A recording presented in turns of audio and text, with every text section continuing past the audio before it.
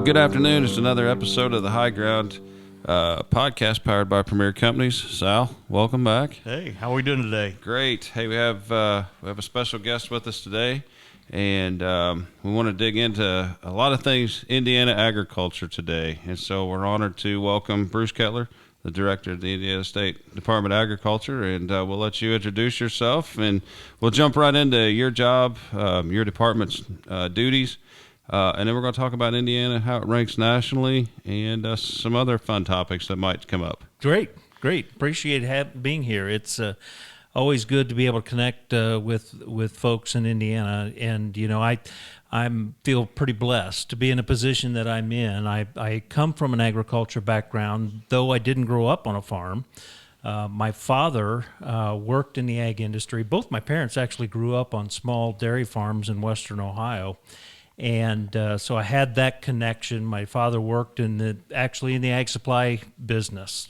He called on farmers, managed facilities in the fertilizer crop protection world for probably 30 years. And I think that's where I really got my understanding of ag. And actually, I'm an agronomist by training, so that probably had a little bit of an effect on that role for me.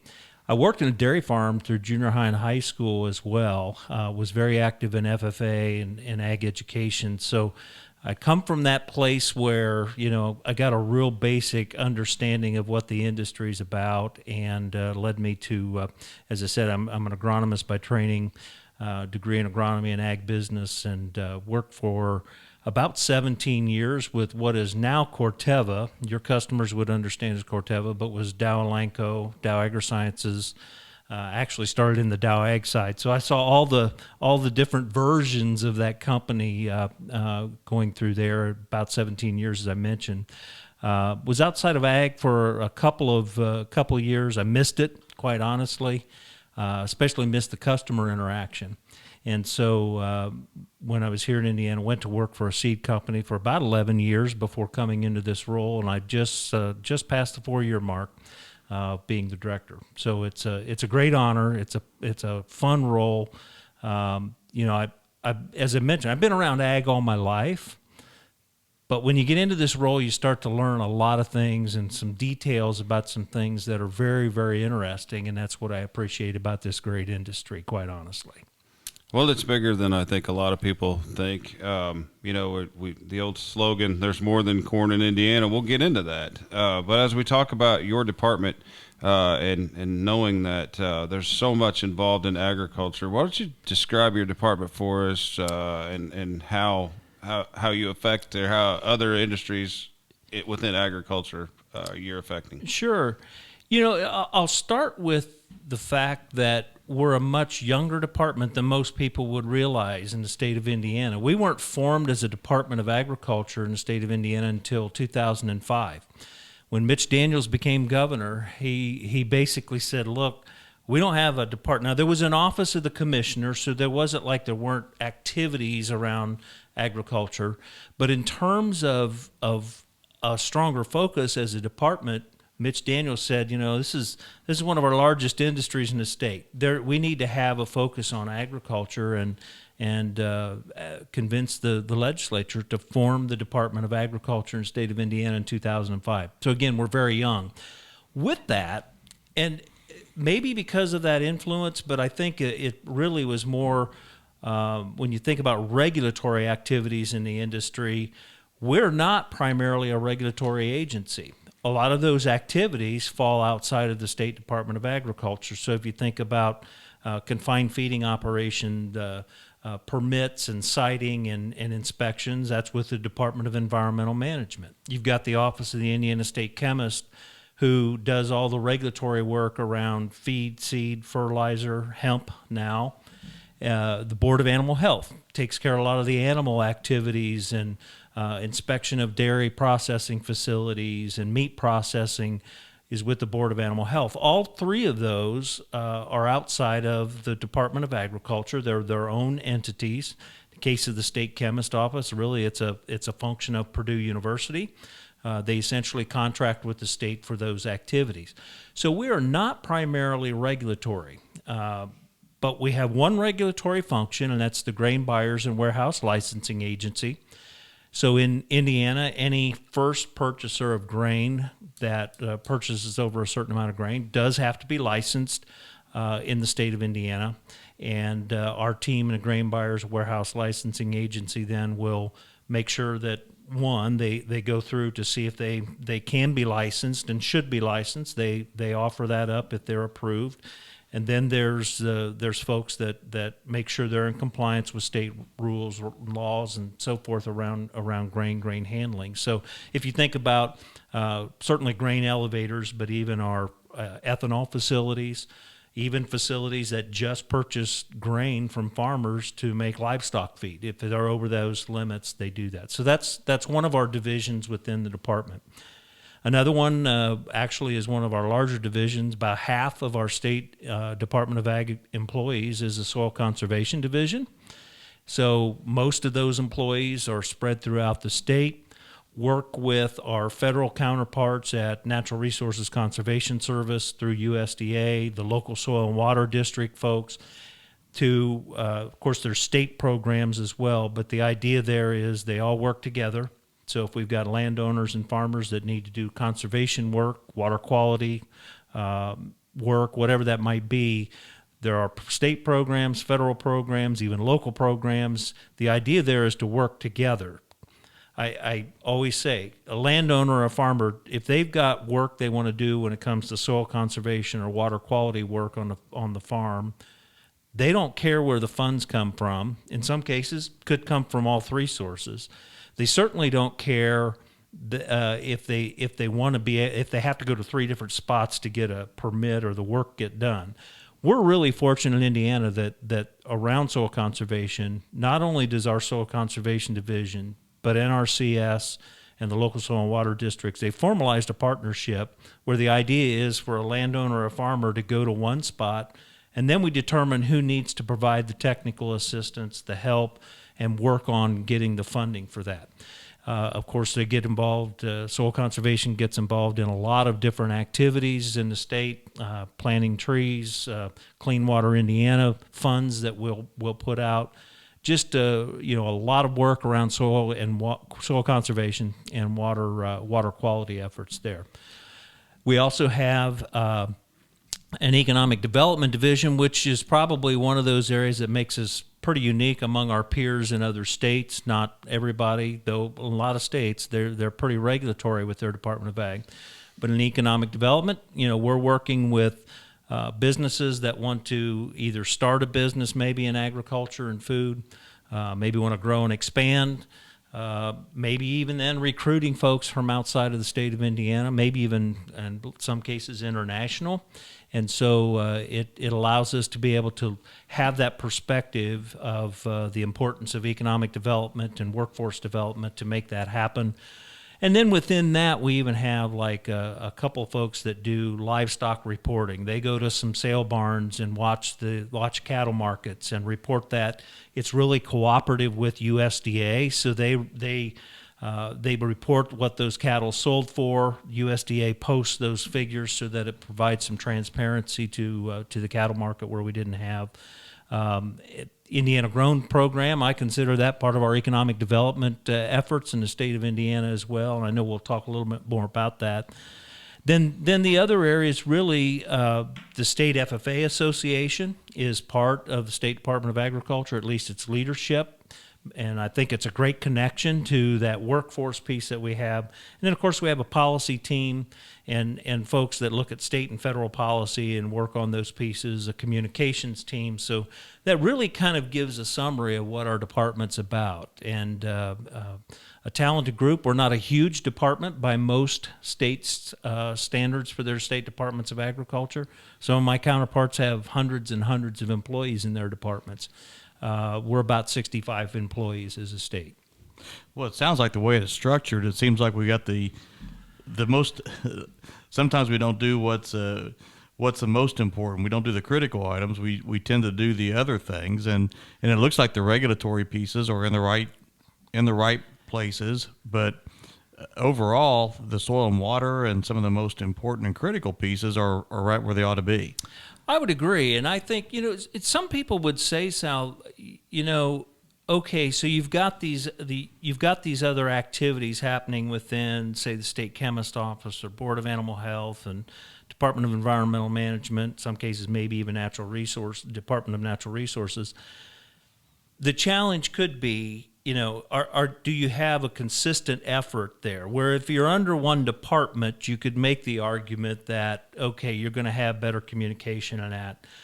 And frankly, when I came into the role 4 years ago, I was kind of concerned about that too. I wondered how that really worked. What I have found is it does work very well. I think you've got the expertise, and those folks have been doing it a long time. The important part of that is the leadership of all those organizations or departments or agencies. They have to be the ones that have to make sure they're communicating regularly, and I find that we do. We communicate well.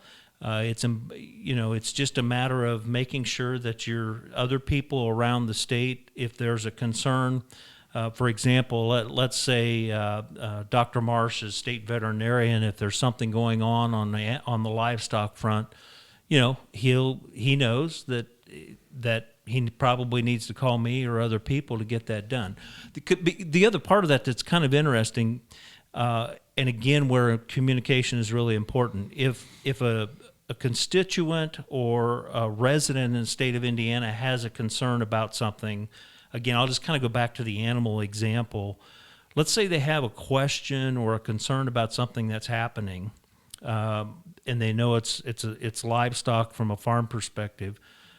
They would probably not have a clue that they really need to go to the Board of Animal Health. But they would think of the Department of Agriculture as a place. So very often those people will reach out to us and say, hey, I need to know where to go for this. So we become a traffic cop in some ways, putting them in the right pew. The good part about that is again, we have good communication and we can steer them to the right place pretty readily, and they don't have to get the runaround sometimes in 2 or 3 other places. So it is important that we have good communication, and I'm proud to say that we really do in the state of Indiana.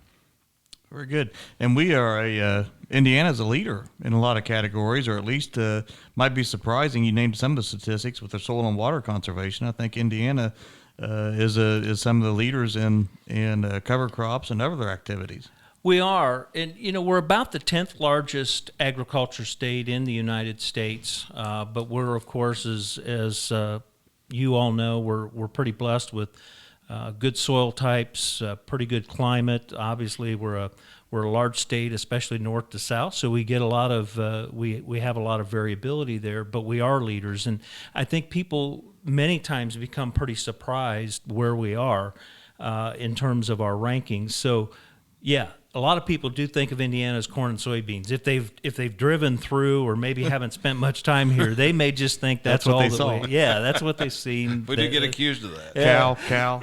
Yes, and we're very good at it. Quite honestly, again, we have great soil types, great farmers, great suppliers like yourselves that make that possible. But generally speaking, we're usually number 5 in rankings in terms of corn and soybeans. Which again is very strong. I think it's pretty strong for us to be there. But when people might not realize that, for example, we're number 1 in duck production. We're number 1 in wood office furniture, kitchen cabinet manufacturing. I didn't even mention that before, but we consider the hardwoods industry in the state of Indiana part of agriculture. It's very similar. Part of our economic development division. In fact, we've got some focus there on that. We're number 2 in popcorn production. In fact, just this morning I was looking at the new popcorn production figures for the state of Indiana, and I didn't get a chance to tease it out because we are typically very, very close with Nebraska. We've kind of been back and forth between 1 and 2. And we had a really good year in popcorn production this last year, so maybe we took over the number 1 spot, but this year we'll find out. But we're number 2 in popcorn production, we'll say. Number 2 in chickens and total eggs produced, which, again, I think a lot of people would say, really, Indiana's number 2 in that? We're number 3 in all tomatoes. You mentioned cover crops, Sal. Generally speaking, we would say we're number 3. Now, I argue that we're probably at least number 2 or maybe a little bit higher, depending upon how you do that. Usually Texas says it comes in number 1 in terms of cover crops, which, they're who knows how many times sized bigger than us. So they should be number 1 in that area, I think. We're number 4 in pumpkin production, turkeys. Again, for southern Indiana is a big deal. Turkey production is major. We're number 4 in turkeys. And then I mentioned number 5 for corn and soybeans, watermelon production, and hog production. So what I always like to have people kind of think about, again, a lot of people think about us as corn and soybeans. If we just focus on the crop piece of it, we're very good at that, but what people may not understand is what does that lead to? And it leads to this livestock sector that a lot of people would not think of us as a state as being super strong in. But again, we're number 5 in hogs. We got turkeys, number 1 in ducks, all the eggs that are being raised. And it starts to make a lot of sense when you think about it. Those people, in terms of cost, it's cheaper to try to raise those things fairly close to the feed source than it is to truck it everywhere and do that. And that just leads to this livestock sector that is really very robust. And I didn't mention, beef, dairy. We've got a strong dairy sector, but the livestock piece I mentioned earlier, I was a little surprised when I came into this role about some things. And it's that livestock piece that surprised me in terms of the robustness of that sector and all those pieces that are really, really strong for us and really help us in terms of that diversification a great deal. Well, those certainly are blessed from the corn and soybean standpoint to have those manufacturing facilities to go to. We have 2 feed mills of our own and have a substantial swine herd as well. So, it feels like that we're a part of something bigger, and that it's a very important piece of Indiana. So, good to know all those numbers. I had no idea. I'm thinking our listeners are going to be really surprised by that. If you've ever been around Milford, Indiana, you know about the duck farms, and it's Maple Hill, Maple Leaf, yeah, Maple Leaf, and it's just fascinating, especially when you get into that piece, and the exports are huge, of course, but it becomes a real export, and we export a lot of those livestock products certainly outside of the state of Indiana and outside of the United States even. And again, that's where it helps us in terms of that diversification, not only between livestock and crops, but that diversification of those markets that allow us to be able to respond to market demand outside of the United States in some case. Duck's a great example. In the popcorn, it's just hard to imagine that shipping container is going halfway around the world. So they're filling a shipping container of popcorn that's going to end up over in Asia somewhere. Exactly. Yeah, and our quality of popcorn is top notch, and it's just another. That was a surprise to me too. I knew we had some popcorn, but I didn't realize how large we are. And again, I'm hoping we overtook Nebraska. That way, I can needle my counterpart in Nebraska a little bit that we beat them in something. Well, for sure. Bruce, can you tell us some current events? I guess we're sitting here in January 2022, and I guess from an industry standpoint, I know we feel things here as a retail supplier, farmer-owned cooperative. We see some things that are certainly top of mind from our standpoint. I guess, is there anything you'd like to hit on with infrastructure or maybe transportation or anything else that's near and dear to agriculture heart? Yeah, I think we're going to hear the same things you do, the last, couple of years, but particularly the last year. I think we had all hoped that the labor markets would have improved.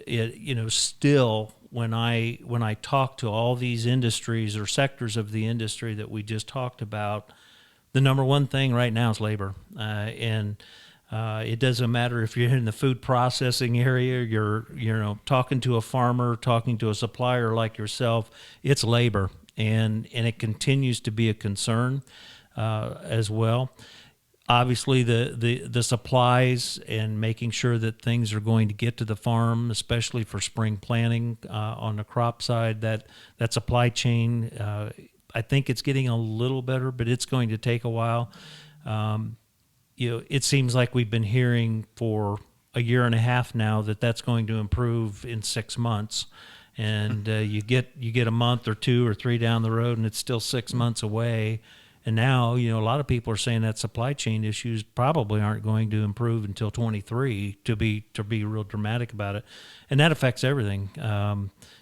Most of your listeners and customers, I'm sure, are hearing about automobiles and trucks and can't get them or can't get chips to put in them. Well, certainly it's affecting our machinery dealers. Can't get machinery. It's incredible. I've never, ever would have dreamt I'd drive by some large machinery operations or machinery dealers, and you hardly see any new equipment sitting there. It's just amazing. And you really don't see much used equipment, of course, either because of that. So that whole supply chain thing is going to have to improve. The other thing I would say is, and this is really kind of in a policy arena that we're all wanting to watch, but the whole climate, carbon sequestration, carbon capture is an area that I think we need to be thinking about. Certainly, you folks as a supplier would have a hand in that. Our farmers are interested in it. There's no doubt, but they also are trying to figure out how they're going to play in that. Are they going to be able to do what's needed to be able to capture more carbon? Maybe it's cover crops, changing tillage systems. They want to and should get paid for that, in my mind. But yet, in order to make that happen, you got to be able to do it in a manner that's economically viable and economically stable for them as well. So that's an area we're going to continue to watch pretty closely, is how does that play out. I don't think we as a State Department of Agriculture will play too directly in that, but certainly we will be watching the policy. I really think at the federal levels where that's probably going to shake out. Some states are doing some things. There's been some legislation that was introduced last legislative session. We're watching it for this legislative session that says the State Department of Agriculture should get involved in some of that. I don't know that, first off, we don't have the expertise. We would have to obtain that.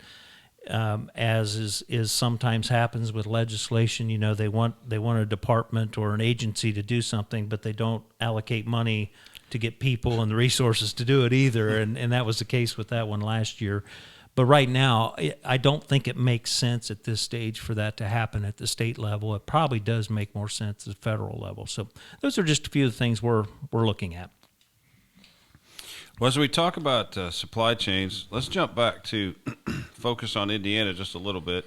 Clearly, we can't support every need that we have in Indiana, but the Indiana Grown program you alluded to earlier kind of fascinates me. I've been to the website. I've looked around. We all kind of talk about buying more local, up to the point of we want to buy made in the USA often as we can. We also have an opportunity to buy grown in Indiana. And so talk to us a little bit about what's offered there, how to participate in that. I think we should be supporting that as Indiana residents. Yeah, and I think it's another great example of a program that has been really successful. It's about 7 years old now. The legislature put things in place to be able to stand that program up within the State Department of Ag. And it's a great success story, quite honestly. We're up over 1,850 Indiana Grown members. And I think your listeners would want to know there's a couple things. You do have to have membership in the program so that if you want to use the logo and the access on the website and so forth. So there is an application process. It doesn't cost to apply, but there is an application process. And the important part of that is to make sure that there is some integrity in the program. We want to make sure that we're really have people that are raising, processing, producing products that are in the state of Indiana.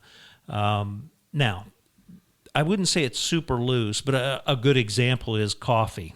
we have Indiana grown members that have coffee. Well, obviously we don't grow very much coffee in the state of Indiana. In fact, probably none.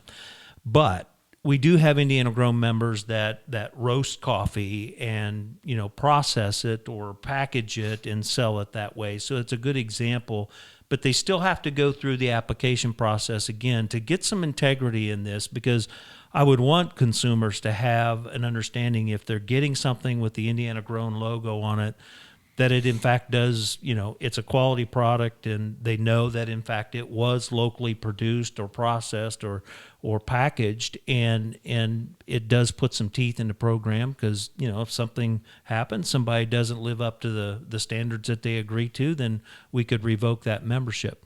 But as I mentioned, about 1,850 members.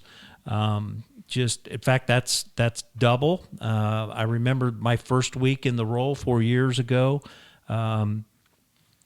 They told me we had about 950 members, because they wanted to think about what were we going to do when we hit the 1,000 member mark. That's a big mark, and so it's about doubled in the last 4 years. So it's continued to be very successful, and I'm proud of the team.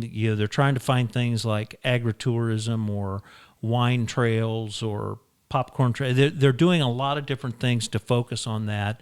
And, if the pandemic has done one thing, we have seen more people that have said, I want to support local efforts, whether it's food or other items. And I think that's been one of the positive things, that people have come to the website, looked at the Indiana Grown website. We have adapted. We are... while we don't get proceeds from it, we've tried to set up an online marketplace. We've got a number of Indiana Grown members that are there, and the pandemic was a good example. Some cases people, they lost their source or couldn't go somewhere to get an Indiana Grown product. So we had members that said, we want to find ways to be able to have delivery and get a presence online. So we've worked with that. And those folks are really very, very passionate. I love talking to our Indiana Grown members, because they really just have a sense of what people do want, and they figure it out. And most of them are just really, truly entrepreneurs at heart. Now, that being said, they're not all. A lot of people might think they're all small businesses. They're not all that way. Red Gold, great example. Red Gold Tomatoes, an Indiana Grown member, very large tomato processor. So we have businesses of all sizes that do that, but the focus is on that local effort and local sourcing and the ability for those folks to be able to connect directly with the consumer. To talk about the membership, just real quick, the membership is not to buy, that is to actually be on there and sell and produce, correct? That's exactly Anybody right. can buy. Anybody can buy. Yeah, you don't have to be a member to buy. Yeah, thank you for clarifying that. Yeah. That's to be able to use the logo, if you want to put it on packaging, or to be able to do those kinds of things with it. And but no, anybody can buy, and I hope that everybody does. Well, the marketplace is interesting, because the pandemic also, we got to look for positive things. There's a lot of greenhouses, right? People popped up, a lot of greenhouses and raising lettuce for local grocery stores and things like that. So it has generated some new farmers. They may not be in the acre scale, but certainly they're in the production. Yeah, that's exactly right. And vegetables are a great example, where we see more people, for example, getting high tunnels and starting them earlier, and finding ways to access a local, maybe a farmer's market, but it could be ways to be able to sell into a grocery store even. And again, we've just had a lot of success with people doing that. The other thing I should mention about the Indiana Grown program that I think is fascinating is it's a cohort of people that really like to share with each other, and I think that's the other thing that comes to them naturally. And our team, our Indiana Grown team, also tries to find ways to be able to bring those folks together. We'll have conferences and meetings, and try to help them with things like maybe it's human resources work, or if you've got a product and you want to figure out how you need access to packaging or printing, we try to. That's one of the benefits of the program, is bringing people together that have common interest, and then just simply letting them talk to each other and find out. Okay, you may be really good at XYZ over here. I'm not so good at that. But some of these folks, then they just form relationships where they allow the first person to do what they're really good at doing, and the other folks do the same, and they work together. They may have their own separate businesses, but they still collaborate and work together. And I think that's one of the benefits that program can bring. Outstanding. It was interesting to me, and boy, anytime you can support local, it is nice. It is. It absolutely is. It is nice. So, and quite an array of products. I was impressed with how many products are on there. So clearly, we want everybody to go to the Indiana Growing website. Take a look. Thank you, and I will. And I'll put one more plug in for Indiana Grown. Folks that get to the state fair each year, we've had, I think this was the 4th year this year, we have a store, if you will, in the Ag Hort building. Another great example, had a really good, strong year. We had almost 80 Indiana Grown members that had nearly 500 different products in that store. And it's just... It is so fun to go into that store and watch people shop and ask the questions and want to know more about what they do. And I mean, we had I didn't know it until this year. We've got a perfumery in the state of Indiana, in Ligonier, Indiana, that had perfumes and colognes in the Indiana Grown store. So you mentioned it. It's crazy the number of products that we have in that program, and it's really neat to see. And people want to know more. They want to know more about where their food comes from. They want to know what, how it was processed, where it came from, how it was handled, people are starting to look at QR codes on packaging. And I got a chance to hear a panel of consumers a couple of years ago, and I was amazed that, I just go in the store and get whatever's in the cans and get out, right? But they kind of go around the edges and their outsides of the stores now when they do their shopping. Right. They stay away from the aisles.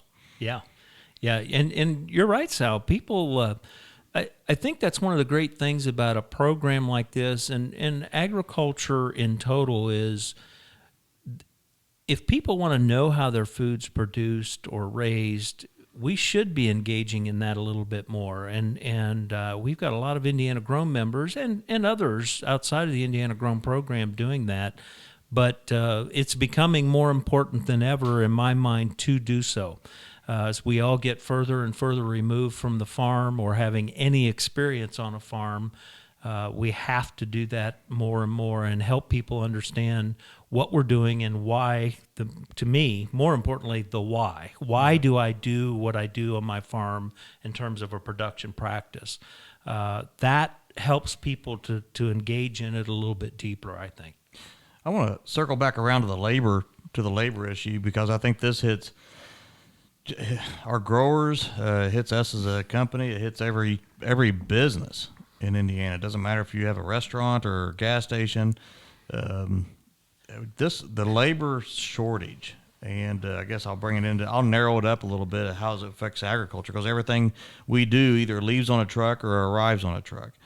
And this commercial driver shortage and the restrictions, it seems like from an Indiana perspective, there might be some things we could do either with load limits or try to maximize the drivers we have. Seems like the first answer. Are you aware of anything in either legislature or regulatory issues that may be giving us some relief on the horizon? Or can we make up some stuff right now? Bruce, that'd be nice. Can we start a rumor? If the three of us are kings for a day, I think we could. I'm not sure that works very well. But you're right, Sal.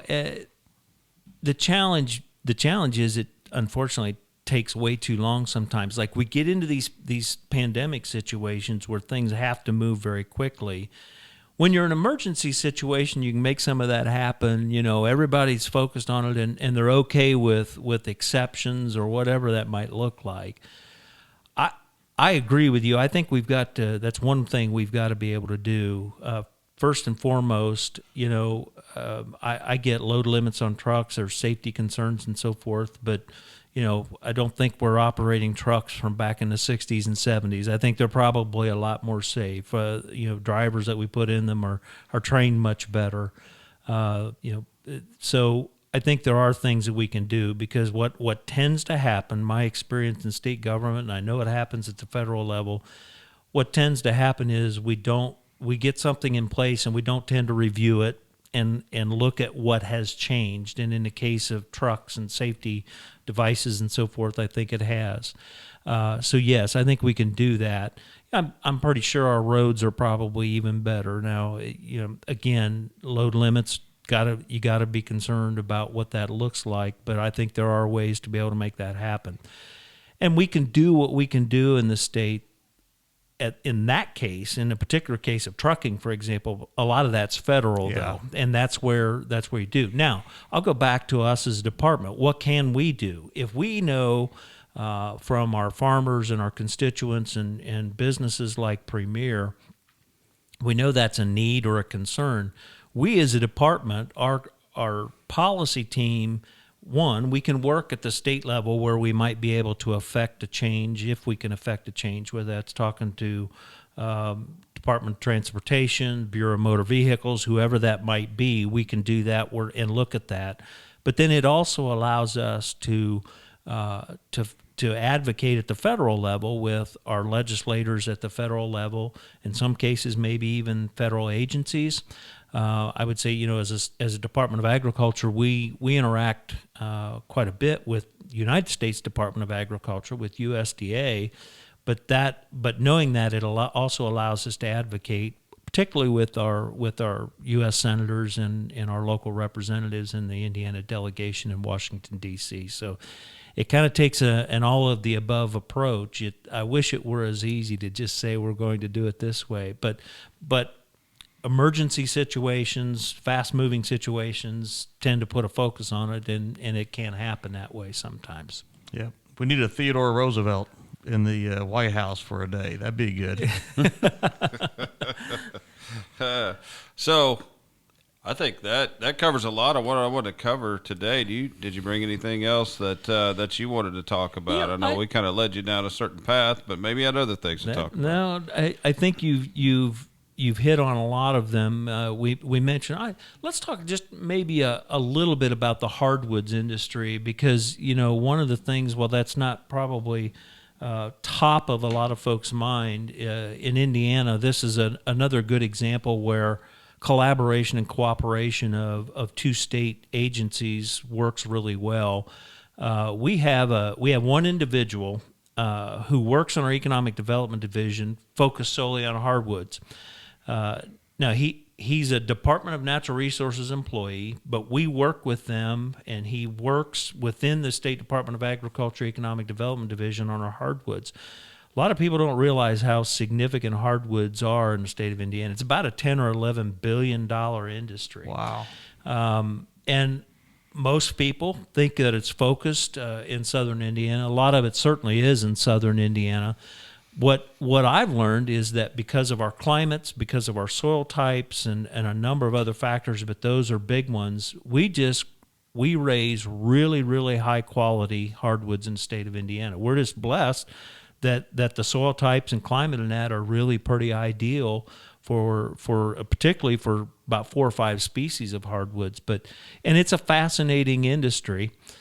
Those folks would tell your farmer customers that they're the most patient farmers in the world, because it takes 25 to 30 years typically to get one to where you want to harvest it. But it integrates really well with what we think about agriculture in the state of Indiana. They have the same concerns. They want to take care of their land. The supply services on both sides of the planting and harvesting, and that a lot of family businesses, but yet there's a lot of really important businesses in the state of Indiana that continue to be a factor in it. And mentioned we're number one in kitchen cabinets. We're number one in wood office furniture. just the quality is there, and if people aren't familiar with that industry, I think they should be. And I know a lot of your customers are going to have, if they don't have, maybe acres and acres and acres of hardwoods, they might have that 5 acres or 10 acres of woods that could be, again, another income source for them if they manage it properly. It's interesting. Just a few days ago, I had to explain to my daughter, we live in Washington County, and my daughter's 10 years old, and we were driving past the Sawmills. We've got a sawmill just about 3 miles from the house on State Road 56, and they make whiskey barrel staves out of white oak. And where all the white oak comes from, but we were driving by there, and she goes, I wish all the trees didn't have to be cut down. And I had to explain to her that's renewable. I mean, those are exactly for every tree they cut down, they're planting. I mean, we are always going into these. We think about it like you cut the tree and it's over. No, we're planting more trees. And I heard a statistic. I should be able to name the source, but I can't. But I think there's more trees planted now in North America than there was back in the 1700s. I don't doubt that. There are millions more acres of forest and trees in the state of Indiana than there were 100 years ago. Most people would not know that. It is a fact. I've checked with DNR, and if you think about what happened 100 years ago, we were clearing everything. We were clearing to be able to farm, right? And yet that has changed. We do. And it is a renewable resource, and so there are a lot of people that are going back in, and that's it's another reason that I'm fascinated with that industry, because again, it fits so well to what happens in production agriculture in the state of Indiana. They're farmers, they're supply people like Premier. You mentioned the sawmills, which, by the way, that stave manufacturing you talked about, fascinating how they do that, what they do there, crazy. Another thing that's really crazy to me is veneer, how you can take a log and slice it to like 1/32 of an inch thick and then put that on. It's unbelievable. Yeah. And like production agriculture, there's a lot of high-tech machinery and technology in that industry as well. Pretty crazy.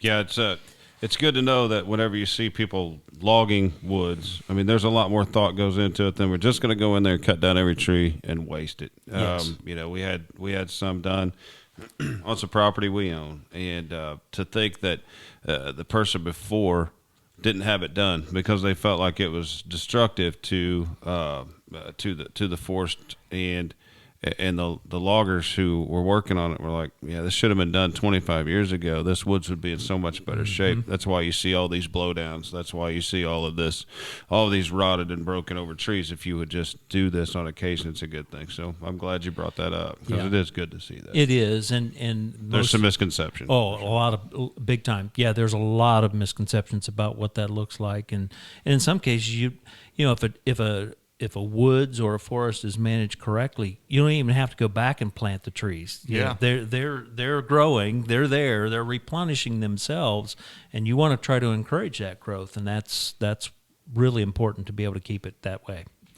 Well, Ryan, I think we've covered everything from perfume to whiskey barrel staves. So I think this may be our most broad-ranging podcast we've done yet. Well, it is fascinating. We do appreciate you being here. I mean, it is nice to know where Indiana ranks. I mean, I think we're proud of our agricultural heritage, but I don't think all of us understand how deep and wide that really goes. So, again, Bruce Kettler with the Indiana State Department of Agriculture. You have any closing thoughts for us? Well, I just want to thank our agriculture industry, your customers and people that are here. This is a tremendous industry. It is my honor to be able to serve the people of Indiana in this role.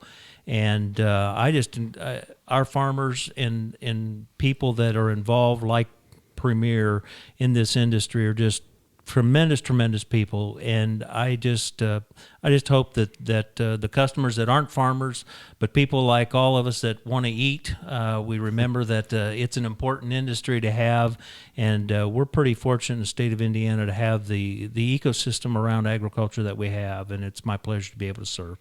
Well, thank you again very much. That's another episode of The High Ground, powered by Premier Companies. Thanks all for listening. Thank y'all.